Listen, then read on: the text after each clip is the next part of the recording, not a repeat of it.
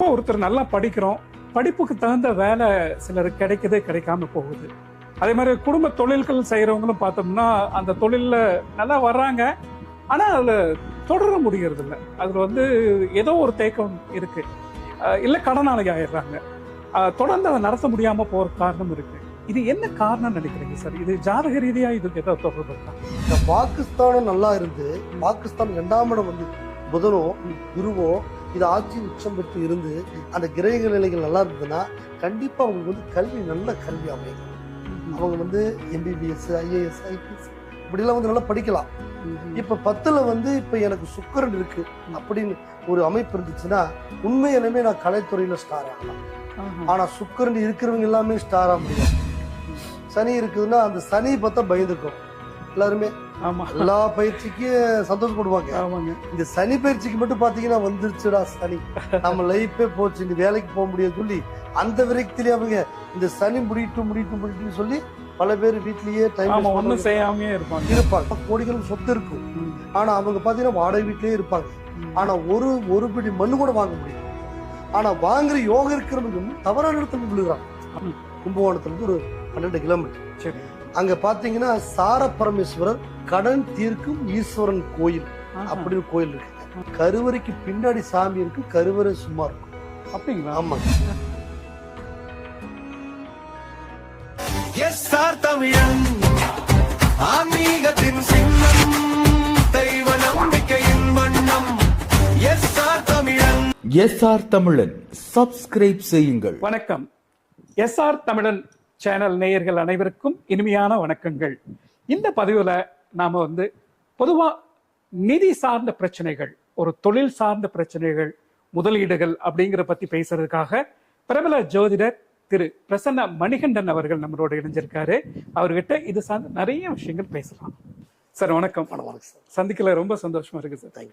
Sir, பொதுவா ஒருத்தர் நல்லா படிக்கிறோம், படிப்புக்கு தகுந்த வேலை சிலருக்கு கிடைக்குது, கிடைக்காம போகுது. அதே மாதிரி குடும்ப தொழில்கள் செய்யறவங்களும் பார்த்தோம்னா அந்த தொழில்ல நல்லா வர்றாங்க, ஆனா அதுல தொடர முடிகிறது இல்லை. அதுல ஏதோ ஒரு தேக்கம் இருக்கு, இல்ல கடனாளி ஆயிடுறாங்க, தொடர்ந்து அதை நடத்த முடியாம போற காரணம் இருக்கு. இது என்ன காரணம் நினைக்கிறீங்க சார்? இது ஜாதக ரீதியா இதுக்கு ஏதாவது தொடர்பு இருக்கா? ஒரு மனிதனுடைய வாழ்க்கையில முதல்ல கல்வி. ஆமாங்க. கல்விங்கிறது 2ஆம் இடம் வாக்குஸ்தானம். அந்த வாக்குஸ்தானத்துல அவங்களுக்கான அவங்க குலத்தொழிலுங்கிறது வேறங்க. நீங்க சொன்னது குலத்தொழில், பாரம்பரிய திறமை. இப்ப நான்லாம் குலத்தொழில் எங்களுடைய பூர்வீக தலைமுறை தொழில் தானே இது. அப்படி குலத்தொழில் அப்படிங்கிறது வேற. அது அப்படியே ஊறி போய் வந்துருங்க. அது அவங்களுடைய நேரங்காலம், அந்த திசா சந்திப்புகள், கிரக நிலைகள், அவங்களுடைய நடைமுறைகள், இதெல்லாம் அவங்களை ஜெயிக்க வச்சிடும். அது ஒரு கொள்கையா இருந்தா ஜெயிக்க வச்சிடும். சரிங்க. அப்படி பாக்குறப்ப இப்ப நீங்க தொழில் ஸ்தானம் இருக்கு பாருங்க. இந்த வாக்குஸ்தானம் நல்லா இருந்து, வாக்குஸ்தானம் 2ஆம் இடம் புதனோ குருவோ இது ஆட்சி உச்சம் பெற்று இருந்து அந்த கிரக நிலைகள் நல்லா இருந்ததுன்னா கண்டிப்பா அவங்களுக்கு கல்வி நல்ல கல்வி அமையுங்க. அவங்க எம்பிபிஎஸ், ஐஏஎஸ், ஐபிஎஸ் இப்படிலாம் நல்லா படிக்கலாம். அவங்க ஒரு குருவா போகலாம், பெரிய ஆளா வரலாம். அதே நேரம் பார்க்குறப்ப இப்போ ஒரு தொழில் சார்ந்து நம்ம மெயினா பார்க்கணும்னா 10ஆம் இடம். 10ஆம் இடம் தொழிலுக்கு அதிபதியான இடம். அந்த இடத்துல அவங்களுக்கு சார்ந்த, அவங்களுடைய திறமைக்கு சார்ந்த அந்த கிரகங்கள் அங்க அமைஞ்சிருக்கணும். அந்த கிரகத்துக்கான திசாம்சங்கள் நடக்கணும். திசா அப்படிங்கிறது சூரியன் 6, சந்திரன் 10, செவ்வாய் 7, ராகு 18, குரு 16, சனி 19, புதன் 17, கேது 7, சுக்கிரன் 20. இப்படி இது வருடங்கள் எல்லா ஒவ்வொரு திசையுமே இத்தனை வருடங்கள் அது இருக்கும். அது நடக்கும் பொழுது ஒரு மனிதனை 6 திசை தாண்டதே பெரிய விஷயம். சரிங்க. அந்த அளவுக்கு இந்த ஆயில் 120 ஆயில் இன்னைக்கு 150 வரைக்கும் இருக்கிற வரைக்கும் சைனால ஏதோ மருந்து கூட கண்டுபிடிச்சிருக்காங்களாமா. அது அதுவும் பார்க்கலாம். அதாவது ஒரு மனிதனுடைய ஆயில் 120. ஆனா நம்ம இப்ப காலகட்டத்துல 50, 40லயே டக்கு இந்த அட்டாக் அது இதுன்னு சொல்லி உயிர்கள் போகுதுங்க. அப்போ ஆயிலுக்காரங்கிறது 8ஆம் இடம். அது ஆயிலுக்காரங்க ஸ்தானத்திலையும் கிரக நிலைகள் ஸ்ட்ராங்கா இருக்கணும். 10ஆம் இடம் தொழில் ஸ்தானத்திலையும் கிரக நிலைகள் ஸ்ட்ராங்கா இருக்கணும். இப்ப 10ல இப்ப எனக்கு சுக்கிரன் இருக்கு அப்படின்னு ஒரு அமைப்பு இருந்துச்சுன்னா உண்மையிலுமே நான் கலைத்துறையில ஸ்டார் ஆகலாம். ஆனா சுக்கிரன் இருக்கிறவங்க எல்லாமே ஸ்டார் ஆக முடியாது.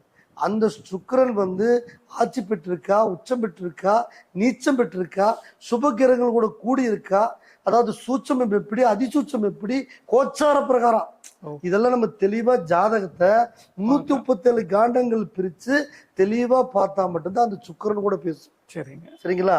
சுக்கிர திசையே வந்துங்கிறது வேற லெவல்ல வந்துங்கிறது உங்களுக்கு சனி பகவான் கூடவோ அல்லது புதன் பகவான் கூடவோ குரு பகவான் கூடவோ அது வந்துங்கிறது உங்களுக்கு வந்து பார்வை இருந்தா கூட அவங்க அரசியல்ல பெரிய ஆளா வரலாம். அரசியல்ல வந்துங்கிறது அவங்க ஒரு அமைச்சரா கூட வரலாம். இது எல்லாமே அதாவது வந்து கிரக நிலையில 10ஆம் இடத்துல எந்த மாதிரி கிரகம் இருக்கு. இப்ப 10ல சனி இருக்கு.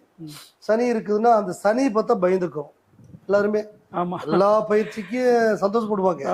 இந்த சனி பயிற்சிக்கு மட்டும் பாத்தீங்கன்னா வந்துருச்சுடா சனி, நம்ம லைஃபே போச்சு, இந்த வேலைக்கு போக முடியாது சொல்லி அந்த விரக்திலே அவங்க இந்த சனி முடிட்டு சொல்லி பல பேர் வீட்லயே டைம் ஒண்ணும் செய்யாமயே இருப்பாங்க. அப்போ அந்த சனி இருக்கு அப்படின்னா அதுக்கான வழிமுறை நம்ம தேடணும். அதுவே சனி வந்துங்கிறது பலம் பெற்றிருந்தால் 10ல வந்து சனி வந்து வக்ரம் பெற்றிருந்தாலோ பலம் பெற்றிருந்தாலோ ஆட்சி பெற்றிருந்தாலோ சுபகிரகங்கள் கூட கூடி இருந்தாலும் சனி மாதிரி கொடுக்கக்கூடிய ஒரு கிரகம் எதுவுமே கிடையாது. 19 வருஷம் அது வந்து 19 சுக்கிர பகவான் திசை வந்து 20 வருஷம் நமக்கு வந்து அந்த திசா புத்திகள் நடக்கும். இந்த சனி பகவான் மட்டும் 19 வருஷம் நடக்கும். இந்த 19 வருஷமாவே சரியில்லைன்னு அந்த மனிதன் வாழ்றவன்னு வாழாம இருக்கிறது.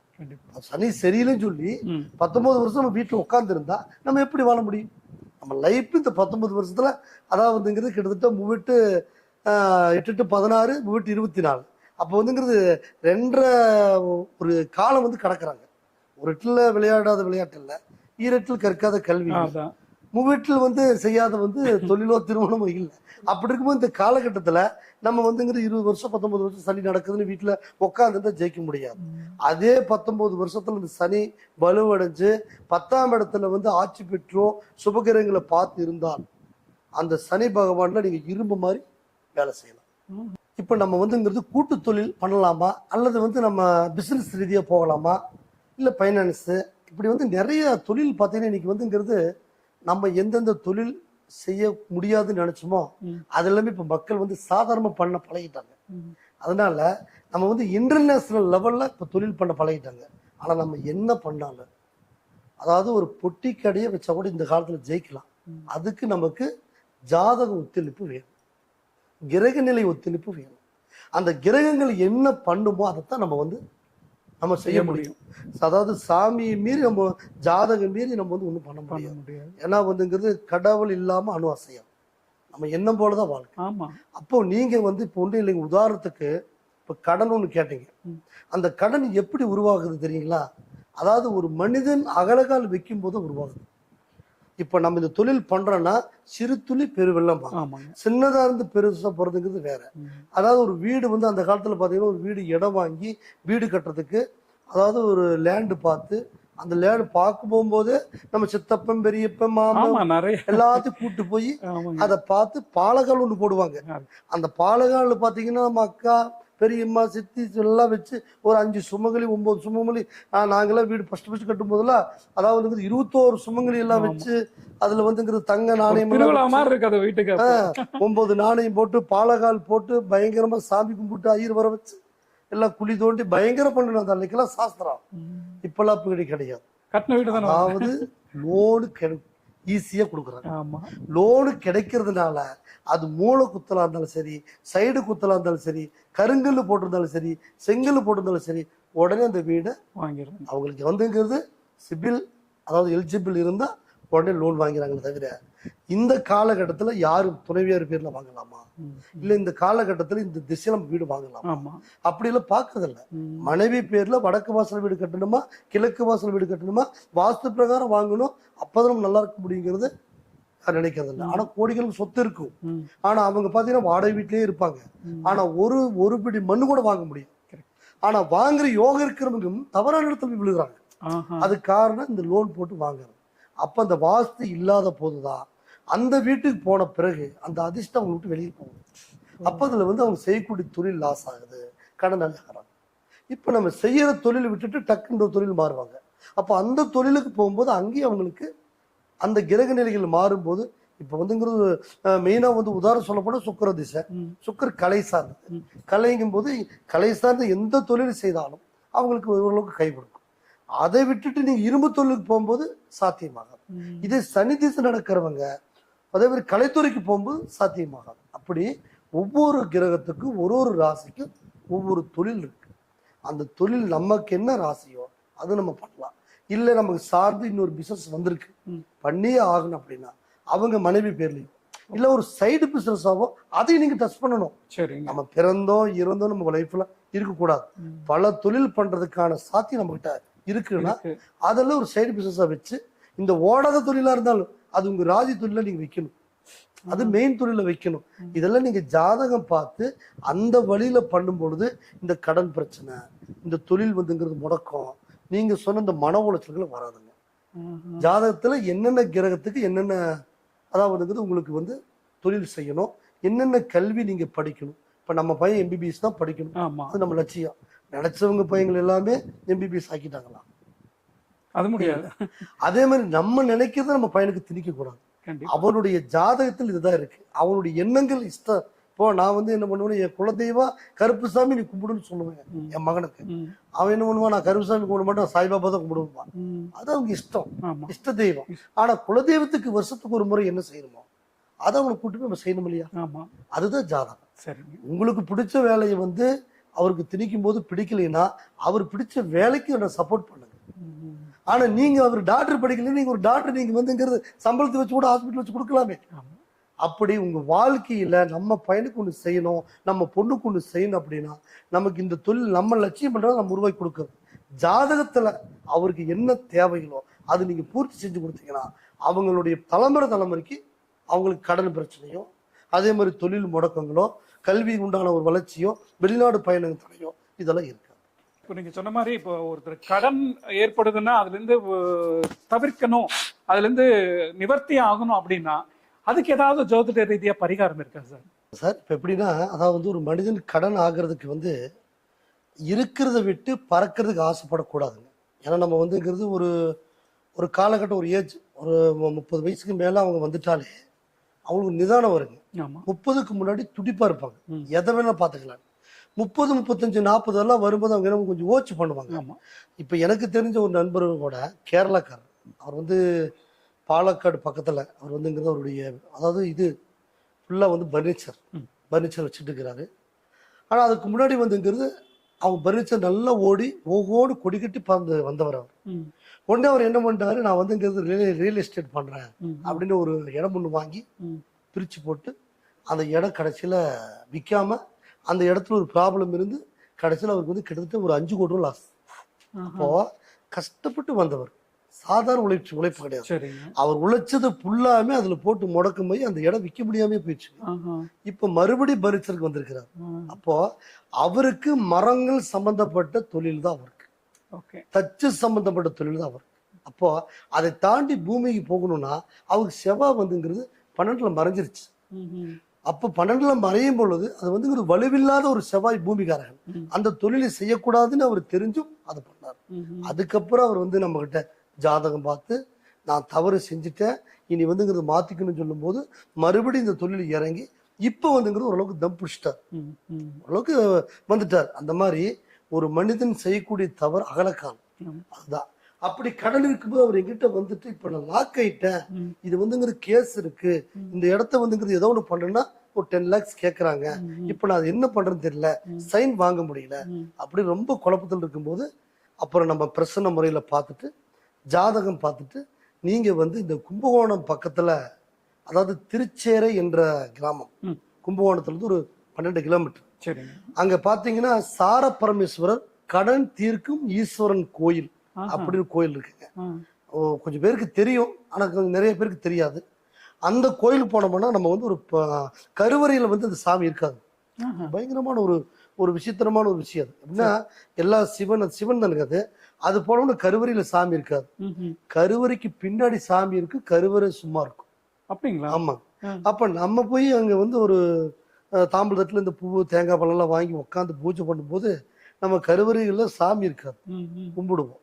கும்பிட்டுட்டு அங்க வந்து நம்ம பிரார்த்தனைகள் பண்ணிட்டு சாமியும் பின்னாடி கும்பிட்டுட்டு வரும் பொழுது நம்மளுடைய வீடுடைய அட்ரஸ் அங்க கொடுத்துட்டு நம்ம வந்துட்டோம் அப்படின்னா அவங்க 11 வாரத்துக்கு அங்க ஏதோ தட்சிணை வாங்கிட்டு அபிஷேகம் பண்றாங்க. 11 வாரம் நமக்கு வந்து வார வாரம் நமக்கு அந்த விபூதி பிரசாதம் வருங்க. வந்துட்டே இருக்கும். 11வது வாரம் மறுபடியும் போய் பால் அபிஷேகம் பண்ணி நம்ம ஒரு அர்ச்சனை பண்ணிட்டு வர்றது ஒரு ஐதீகம்னு சொல்லியிருக்கிறாங்க. சரிங்க. இது நீங்க பண்ணிட்டு வாங்க, கண்டிப்பா இது நல்லா இருக்கும் அப்படின்னு வந்து அந்த ஜாதகத்திலையும் சிவனுடைய சொத்து குலநாசம் சொன்ன மாதிரி அவர் வாங்கினது வந்து சிவன் சொத்து. அந்த இடம் வாங்கினார் இல்லையா, அது சிவன் சொத்தா போயிருச்சு. அந்த இடத்துல இது எல்லை அதெல்லாம் பிரசன ரீதியாவோ ஜாத ரீதியாவோ நம்ம அதுக்கப்புறம் கண்டுபிடிச்சிட்டோம். அப்ப நீங்க இதுக்கான பரிகாரம் வந்து நீங்க சிவனை தான் தரிசிக்கணும். இது கடன் தீர்க்கும் ஈஸ்வரன் கோயில். அங்கிருந்து போயிட்டு வந்து சைன் ஆயிருச்சு. அந்த டே ஓகே ஆயிருச்சு. அவர் லேண்டு விரிச்சு வைக்க முடியல. டோட்டலா ஒரு அதாவது இன்டர்நேஷனல் லெவல்ல அந்த பிசினஸ் பண்றவங்களுக்கு கைமாத்தி விட்டுட்டார். கைமாத்து கொஞ்சம் லாஸ் தான் இருந்தாலும் கைமாத்திட்டு மறுபடியும் பர்னிச்சர் அந்த பிரச்சனையில இருந்து வெளியே வந்துட்டாரு. ஆமா வந்துட்டாரு. இப்ப மறுபடியும் இன்னொரு பர்னிச்சர் கோயம்புத்தூர் வைக்கிறதுக்கு இடம் பார்த்துட்டு இருக்கிறார். அப்படியே ஒரு மனிதனுடைய வாழ்க்கையில கடனுக்கு நிபந்தனை இருக்குது. நம்ம எது பண்ணினாலும் ஜாதகத்துல தூய்மையா இருந்து அதுக்கான வழிகள் இருந்தா நம்ம தைரியமா செய்யலாம். நம்ம வந்து நம்பிக்கைதான் வாழ்க்கை. நம்ம ஜாதகத்தை நம்பி இந்த காலத்துல வந்து நம்ம மனிதர்களை நம்பணும். அதை தாண்டி நமக்கான கடவுள் அப்படிங்கிற நம்பினா கண்டிப்பா கைவிடாது. அது ஜாதக கை கொடுக்கும். அப்ப ஜாதகப்படி நீங்க கடவுளை நம்பி அந்த காரியத்துல இறங்கிட்டீங்கன்னா கண்டிப்பா அதை நீங்க ஜெயிச்சாலும். சார், இப்ப நம்ம பேசும்போது நீங்க சொன்னீங்க அவர் வந்து தன்னுடைய காலகட்டத்துல அவருக்கு என்ன தொழில் வருங்கிறது ஒண்ணு இருக்கு, அது இல்லாம இன்னொரு பக்கம் போய் அவர் லாக் ஆயிட்டாரு. அப்படின்னா இப்போ இந்த ஒருத்தர் ராசிக்கு இந்த தொழில் தான் சூட் ஆகும் இருக்கா சார்? அப்படி ஏதாவது எனக்கு இதுதான் ஒர்க் அவுட் ஆகும் அப்படின்னு ஏதாவது இருக்குங்களா? அதாவது ஒரு மனிதனுடைய ஜாதகம் வந்து பலம் பெற்று இருக்கணும். அதாவது 9 கிரகம் உச்சம் பெற்று இருந்தால் அவர் என்ன வேணா செய்யலாம் அப்படிங்கிறது வந்து இப்போ ஒரு காமெடியில் கூட நம்ம பார்த்துட்டோம். அது உண்மையாலுமே அது உண்மையான விஷயம் தாங்க. சரிங்க. ஏன்னா ஒரு மனிதனுக்கு 6 யோகம் இருக்கும், 5 யோகம் இருக்கு, 4 யோகத்துக்கு மேல இருந்தாலும் ராஜயோகம் தான். ஒரு மனிதனுக்கு வந்து ஒரு தோஷமாவது ஜாதகத்துல இருக்கணும். இப்ப எல்லாம் சொல்லுவாங்க இல்லைங்களா, எனக்கு ராகுகேது இருக்குது, செவ்வாதோஷம் இருக்குது, அதனாலதான் கல்யாணம் ஆகலை அப்படிமா. அந்த ராகுகேது செவ்வாதோஷம் இருக்கிறவங்க கல்யாணம் பண்ண பாருங்க, அவங்களே ஒரு சாதனையில தான் இருப்பாங்க. ஏன்னா ஒரு மனிதனுக்கு 2 தோஷமாவது இருக்கணும், ஒரு மனிதனுக்கு 4 யோகமாவது இருக்கணும். இது ஐதீகம். அப்படி இருக்கும்போது 4 யோகத்துல வந்து இருந்துச்சுன்னா கெஜகஸ்திரி யோகம்னு சொல்லுவாங்க, கட்டணமலை யோகம்னு சொல்லுவாங்க. இப்ப நம்ம நாட்டு பிரதமருடைய ஜாதத்துல கூட அவருக்கு வந்து ராஜயோகங்கிறது வந்து கிட்டத்தட்ட 5 யோகம் இருக்கு அவர் ஜாதகம். அதனாலதான் அவர் தொடர்ந்து எத்தனை பிரச்சனைகள் வந்தாலும் அவர் சாதிச்சுக்கிட்டு இது வரைக்கும் களத்துல நிக்கிறார். அந்த மாதிரி ஒரு மனிதனுக்கு வந்துங்கிறது எதை தொட்டாலும் பொண்ணாகுதுப்பா அப்படின்னு சொல்ற யோகம் இருக்கிறவங்களுக்கு ஓகே, இது ஒண்ணுதான் உனக்கு வழி, இதுல போனதான் நீ தப்பிக்க முடியும், இந்த பாதையில தான் போகணும் அப்படின்னு இருக்கும் பொழுது, இல்ல இதுல போனோம்னா சீக்கிரம் போகக்கூடிய இடம் இருந்து கூட இல்ல நான் பைபஸ்ல தான் வருவேன் அப்படின்னா அப்போ வந்துங்கிறது உன்னுடைய இடத்தை தாண்டி தன்னை தானே வந்துங்கிறது அழிச்சுக்கிறதுக்கு உண்டான வழி நம்ம தேடி போறோம். அப்போ நமக்கு வந்து இந்த 2ம் சார்ந்து ஒன்று பாத்தீங்கன்னா மனைவியோட வரும் யோகம். உங்க மனைவி ஜாதத்துல ஆயுள் பாக்கியத்தையும் தொழில் ஐஸ்வர்யத்தையும் மாங்கிலி பலத்தையும் கொடுக்குறாங்க அப்படின்னா அந்த ஆயுள் பாக்கியம் தொழில் ஐஸ்வர்யம் மாங்கிலி பலத்துல நீங்க என்ன செஞ்சாலும் சென்றடமெல்லாம் சிறப்பாக தான் இருக்கும். அதே ஒரு குழந்தை பிறந்த நேரம் அப்பாவையும் அம்மாவையும் மேலெடுத்து தூக்கிறதுக்கு ஒரு யோகம் இருக்கும். அப்படி நமக்கு வந்து ஜாதகத்துல யோகங்கள் எந்த அளவுக்கு இருக்குதோ அந்த அளவுக்கு தான் பலன்.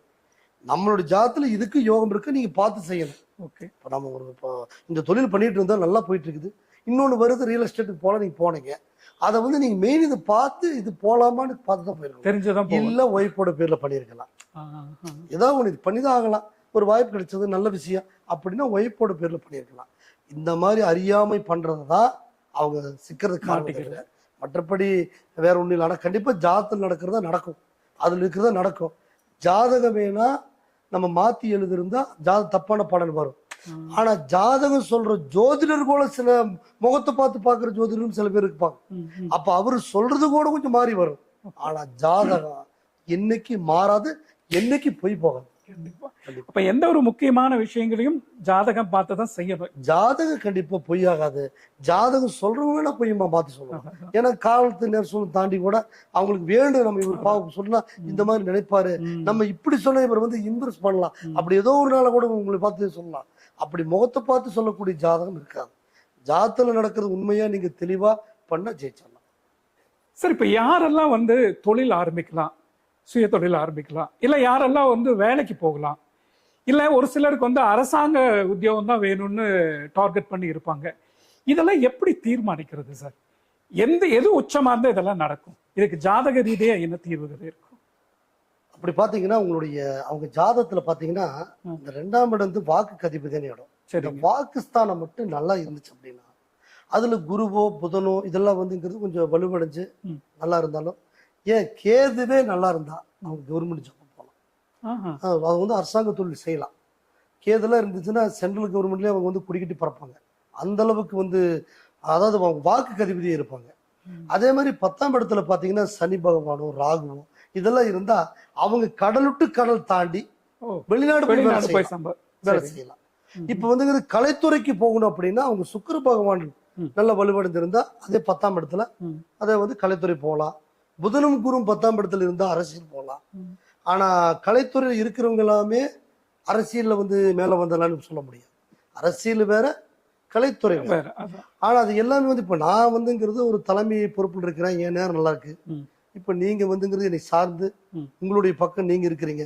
என்னை சுத்தி இருக்கக்கூடிய மொத்தம் இன்னும் இருக்கிறவங்க எல்லாருடைய ஜாதகம் நல்லா இருக்கு. நான் மட்டும் நல்லா இருந்து பிரயோஜனம் இல்லை.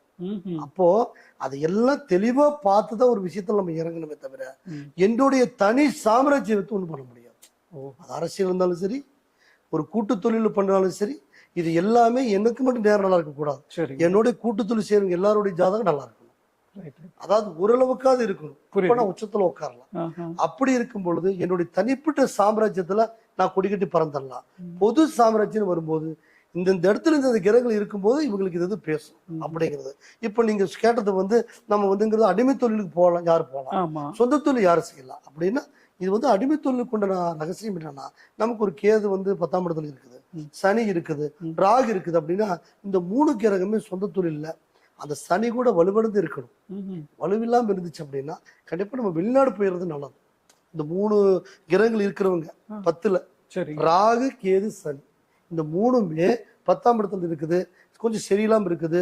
இதெல்லாம் வந்து இந்த 7.5 சனி சார்ந்து இருக்குது, அஷ்டம சனி சார்ந்து இருக்குது, கெண்டக சனி சார்ந்து இருக்குது, இந்த சனிக்கிரகங்களை சார்ந்து இருக்குதுன்னா நம்ம வந்து அந்த காலகட்டத்துல கொஞ்ச நாள் குடும்பத்தை விட்டு வெளிநாடு போய் நம்ம தொழில் பண்ணும் போது குடும்பத்தையும் வாழ வைக்கலாம்.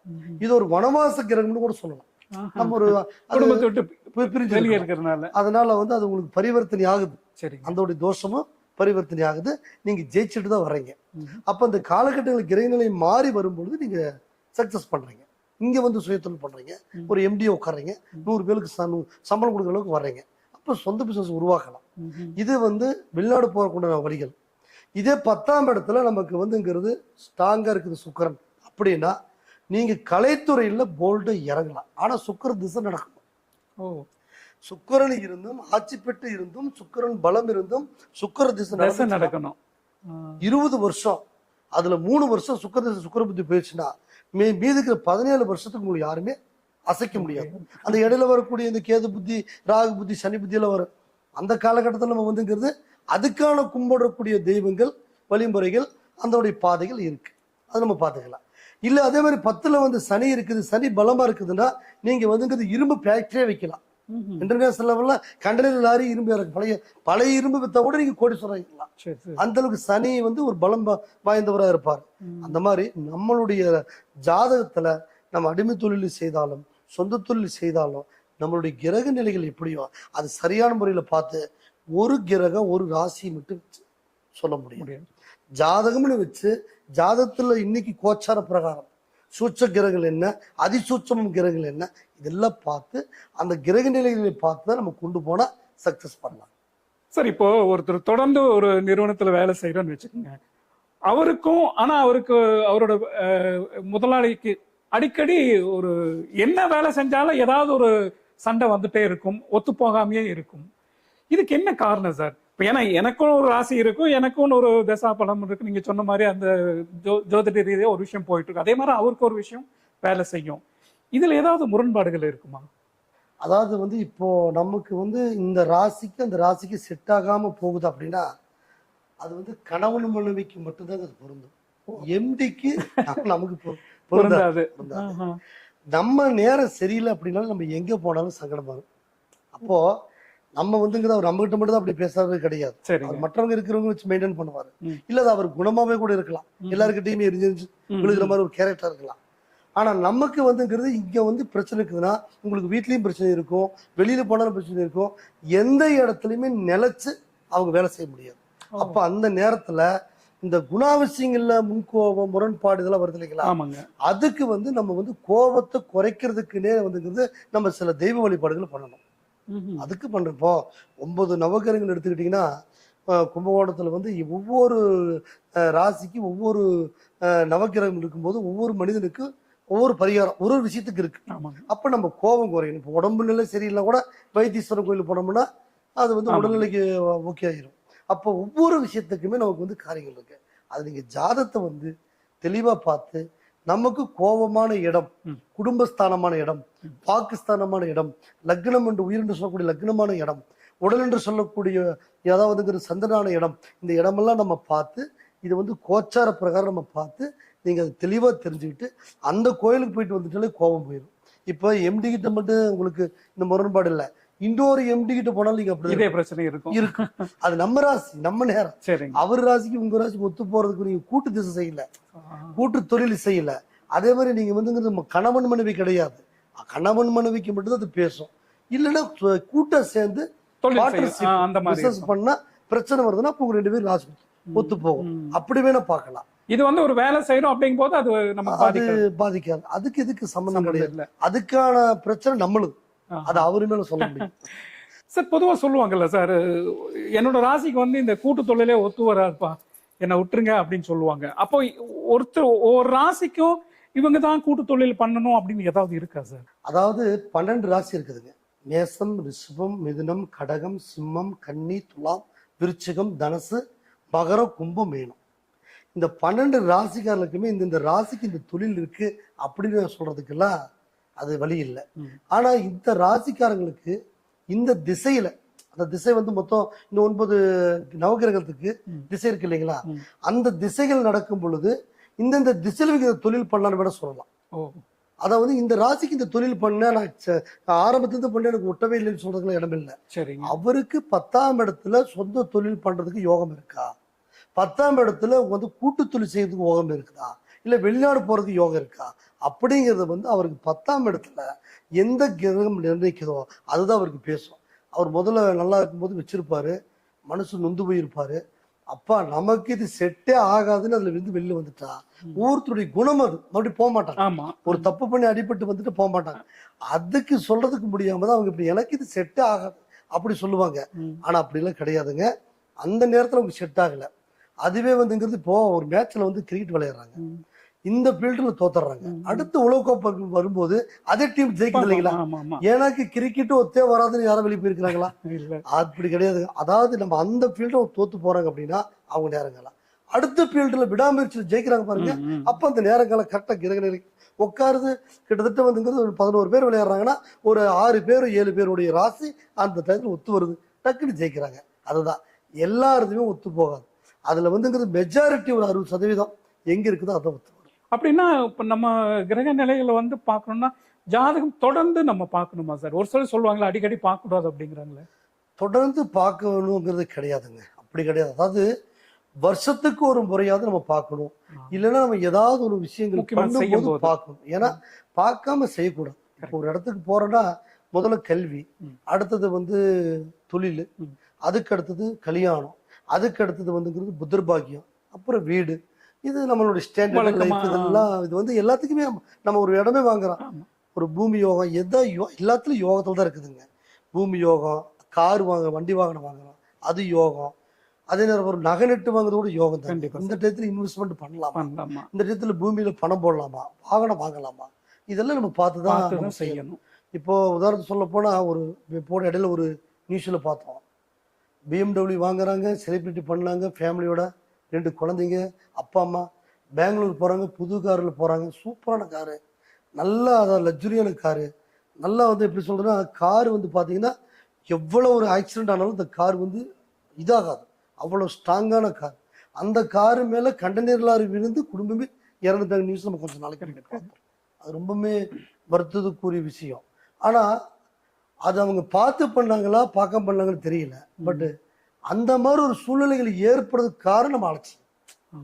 புரியுதுங்களா? ஆமா. நம்ம வந்துங்கிறது மனிதனுடைய கண்கள் திஷ்டிகள் எல்லாம் சாதாரண விஷயம் இல்லைங்க. இன்னைக்கு சாமியே இல்லைன்னு சொல்றதுக்கு ஒரு கூட்டமே இருக்குதுங்க. அது நிறைய பேட்டில் நம்ம பார்த்துருக்கிறோம். ஆனா கிரகம் இல்லைன்னு யாரும் சொல்ல முடியாது. காலையில சூரியன் பார்க்குறோம், சாயந்தரம் சந்திரன் பார்க்குறோம். அந்த காலத்துல பார்த்தீங்கன்னா சாமி கும்பிட போகும்போது கோயில் அங்க இருக்குதுன்னா 1 கிலோமீட்டர் இந்த பக்கமே செருப்பு விட்டுட்டு அந்த ரோட்லயே விட்டுட்டு போவாங்க.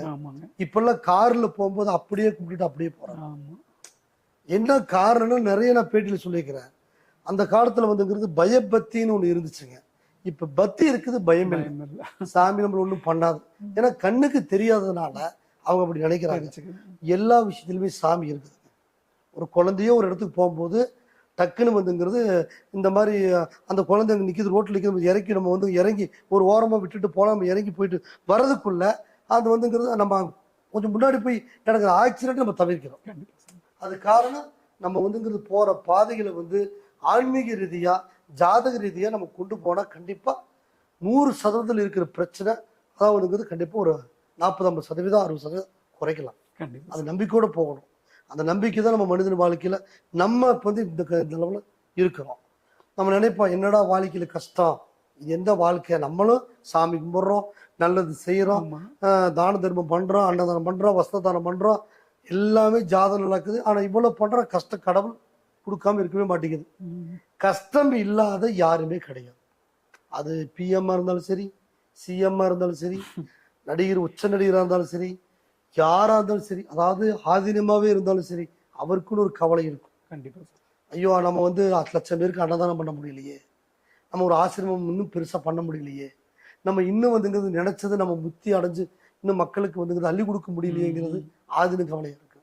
உச்ச நடிகராக இருந்தா இன்னும் நம்ம வந்துங்கிறது பெருசா பண்ணி மக்களை இன்னும் பெருசு பண்ண முடியலையே அப்படிங்கிறது இருக்கும். அதே மாதிரி அரசியல்ல வந்து சிஎம் என்னதான் பண்ணாலும் அவரையும் குறை சொல்றதுக்கு ஒரு கூட்டமே இருக்கு. பிஎம்ஆ இருந்தாலும் என்ன நல்லது பண்ணாலும் அவங்களையும் குறை சொல்ற கூட்டமே இருக்கு. இப்படி அதாவது ஒரு மனிதன் யாரா இருந்தாலும் எவ்வளவு உச்சத்துல இருந்தாலும் அவங்களுடைய எதிர்கால வாழ்க்கையில அவங்க ஜெயிக்கணும், அவங்க நல்லது பண்ணணும்னா அந்த ஜாத ரீதியா தான் போகணும், நம்பிக்கை ரீதியா தான் போகணும். கண்டிப்பா சார். எல்லாருக்கும் ஒரே மாதிரி இருந்துடாது. ஆமா. அந்த நம்பிக்கை தான் அவங்களுக்கு வேணும். அந்த நம்பிக்கையோட போகும்போது அது சக்சஸ் பண்ணணும். அதாவது ஏன் நான் வந்துங்கிறது இப்ப இவங்க எல்லாம் உதாரணத்துல சொன்னேன் அப்படின்னா, கஷ்டம் அப்படிங்க இல்லாதது யாருமே கிடையாது. கடவுளுக்கு கூட அந்த கஷ்டத்தை கொடுத்துருக்குதுங்க. ஏன்னா இப்ப நம்ம இந்த அளவுக்கு இருக்கிறோம், எல்லாருமே உதாரணத்துக்கு வச்சுக்கோங்க, நம்ம இந்த அளவுக்கு இருக்கிறோம். நம்மளை விட கீழே எத்தனையோ பேர் இருக்கிறாங்க, அவங்களே நினைச்சு பாருங்க. அப்போ மன விரக்கத்துல நான் இப்ப சொன்ன மாதிரி இவங்க எல்லாமே நமக்கு இவ்வளவு கஷ்டத்தை கொடுக்குது, இவ்வளவு சிரமத்தை கொடுக்குது, நம்ம இவ்வளவு புண்ணியங்கள் பண்றோம், அதான் வஸ்திர தானம், அன்னதானம் எல்லாமே கொடுக்குறோம், அப்படியும் ஏன் நம்ம கஷ்டத்தை கொடுக்குதுன்னா அது கஷ்டம் கிடையாது. அதாவது உங்களுக்கு வரக்கூடிய பிரச்சனை தவிர்க்கிறதுக்கு ஒரு மன உளைச்சல். கசப்பு இல்லாம எந்த மருந்து சாப்பிட்டாலும் அது ஆபத்து தான். சுகர் சாப்பிடுங்க, செம்ம டேஸ்டா இருக்கும், சுகர் வந்துடும். அதே நேரம் பார்க்குறப்ப நீங்க புளிப்பு சாப்பிடுங்க, செம்ம டேஸ்டா இருக்கும். இப்படி உப்பு எல்லாமே எது நீங்க அதிகமா நல்ல சுவையா இருக்குதோ அது பிரச்சனை இருக்கும். ஆனா எது கொஞ்சம் கஷ்டத்தோட நீங்க சாப்பிட்றீங்களோ, அதாவது உப்பு இல்லாத சப்பச்சோறு சாப்பிடும்போது அந்த காலத்துல வந்து வெறும் கஞ்சி மட்டும் குடிச்சிட்டு தோட்டத்து வேலைக்கு போனவங்க எல்லாமே நல்லா 80 வருஷம் 90 வருஷம் 100 வருஷம் இருந்தாங்க.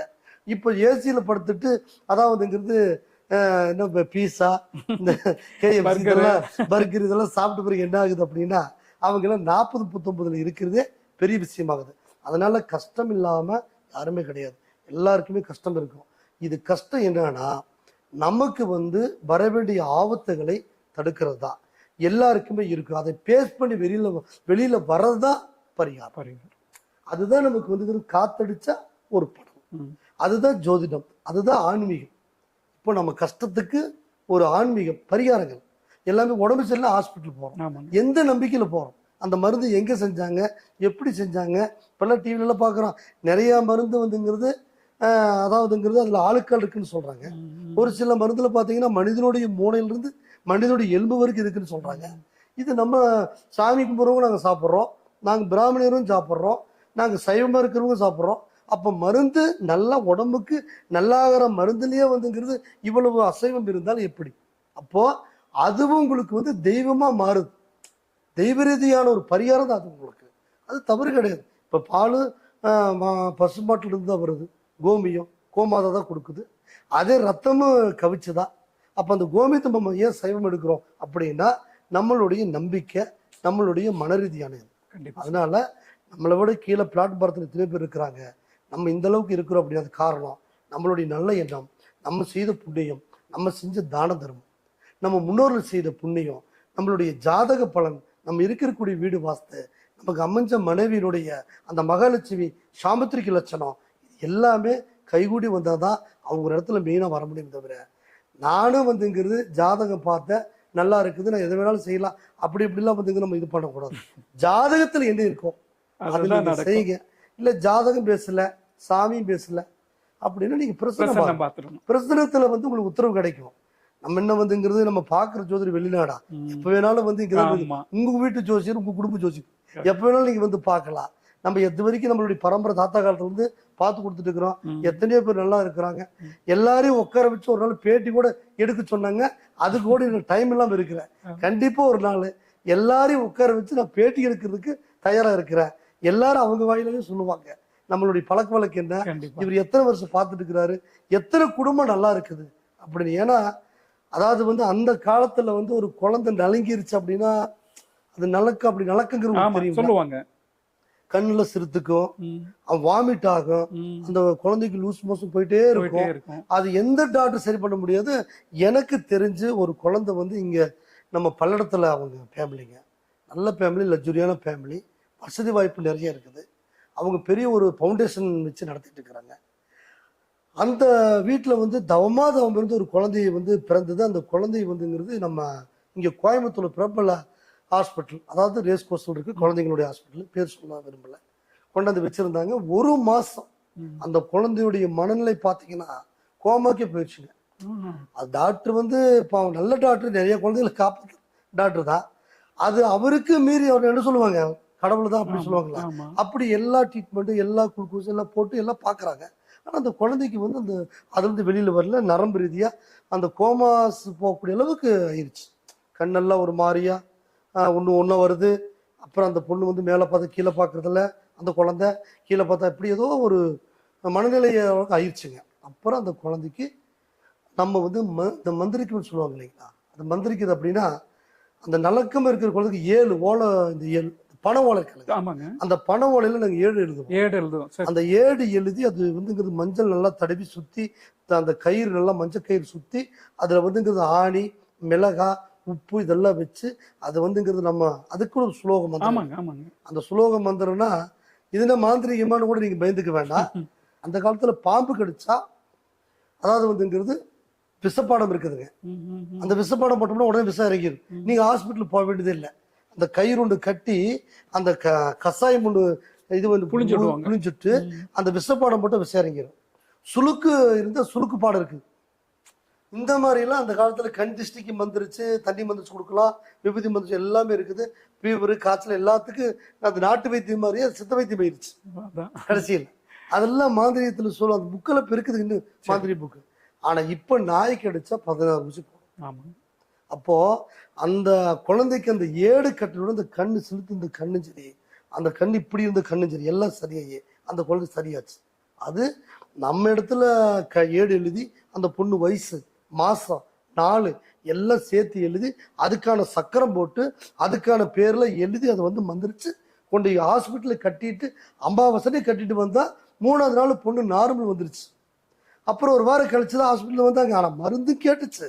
எப்ப கேட்டுச்சுன்னா அந்த உடம்புல இருக்கிற துஷ்டி விலகின பிறகுதான் அந்த மருந்து கேட்டுச்சு.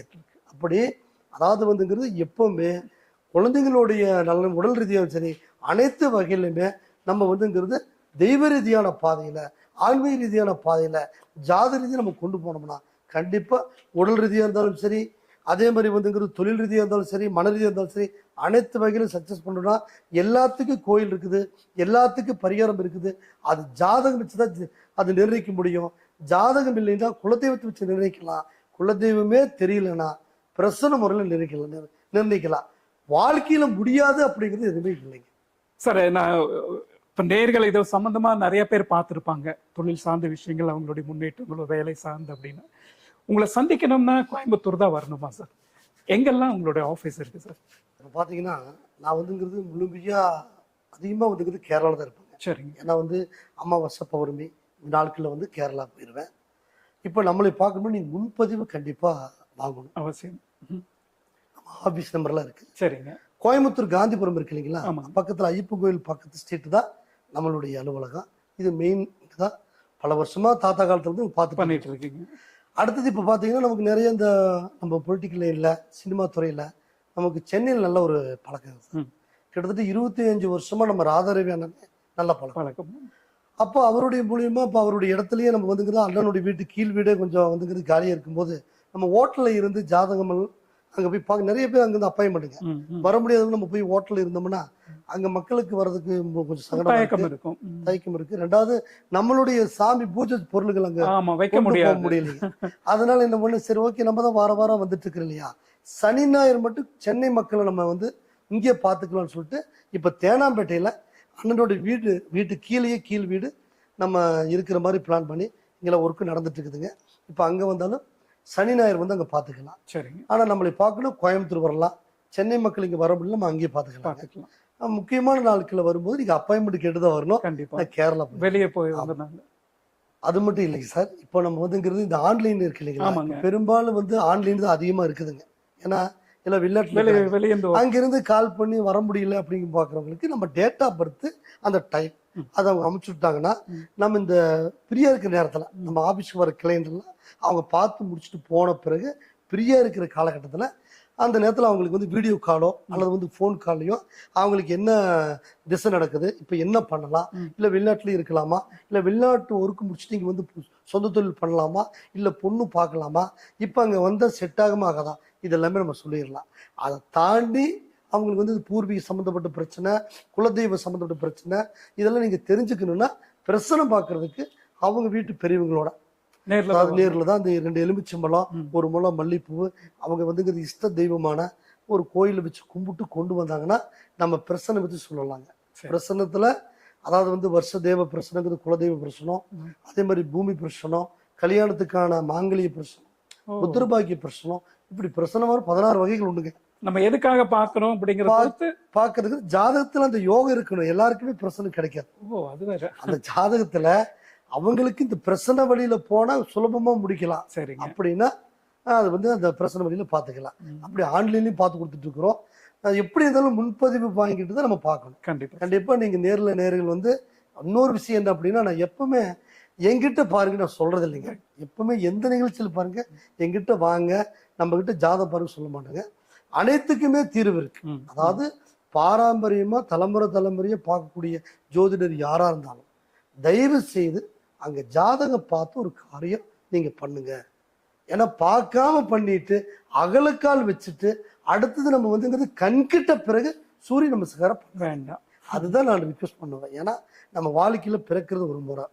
அதாவது 2 கண்ணு, 2 காலு, 2 கை, நல்லா பிறந்திருக்கிற, நல்லா பேசுறோம். இது வந்து நம்ம பிறந்தது வந்து அப்பா அம்மா செய்த புண்ணியமும், 2வது வந்து உங்களுடைய ஜாதத்தோடைய அனுகிரகம், தெய்வத்தோடைய வரப்பிரசாதம். அந்த அனுகிரகத்துல பிறந்திருக்கும் போது நம்ம ஏழையா பிறந்துட்டோம். அந்த ஏழையா பிறந்துட்டோம் அப்படின்னா அது வந்து நம்மளுடைய தப்பு இல்லை, அப்பா அம்மாவோட தப்பு. ஏன்னா அப்பா வந்து அவர் யோசிச்சு சிந்திச்சு கஷ்டப்பட்டு இருந்தா நம்ம ஏழையா பிறந்திருக்க மாட்டோம். அப்ப அவருடைய டயத்துக்கு அவர் வந்து யோசிக்கல. இப்ப நம்ம எல்லாம் நல்லா பிறந்து ஏழையா இருக்கிறோம் அப்படின்னா, நம்ம நல்லா இருக்கும்போது ஏழை இருக்கோம்னா அது நம்மளோட தப்பு. பிறந்தோம் இறந்தோம் நம்ம இருக்கக்கூடாது. பிறந்தோம்னா நம்ம ஏதோ ஒரு சாதனை பண்ணிட்டு தான் போகணும். அதுக்கு என்ன வழிகள் இருக்குதோ எல்லா வழியும் முட்டி மோதி பார்க்கணும்னா அதுக்கு உங்களுக்கு ஜாதகம் மட்டும்தான். உங்களுக்கு வந்துங்கிறது அறிவுறுத்தலாம், உங்களுக்கு குருவா இருப்பாங்களே தவிர மற்ற யாரையுமே உங்களுக்கு இருக்க மாட்டாங்க. ஜாதகம் உங்களுடைய குலதெய்வம் கண்டிப்பா உங்களுக்கு கை கொடுத்து தூக்கி விடும். அது உங்க நம்பிக்கை உங்க மனசு பொறுத்துதான் இருக்குது. நிச்சயமா சார். அதாவது தொழில் சார்ந்த முன்னேற்றங்கள், ஒருத்தருக்கு வேலை எப்படி அமையும், அரசு வேலை அப்படின்னு பல்வேறு விளக்கங்கள் ரொம்ப அருமையா சொன்னீங்க சார். இதுக்கு ஜோதிட ரீதியா என்ன பரிகாரங்கள் இருக்கு அப்படிங்கிறதும் இடையில நிறையவே சொன்னீங்க. ரொம்பவே சந்தோஷமா இருக்கு சார். மீண்டும் அடுத்த பதிவில் சந்திக்கலாம். நன்றி.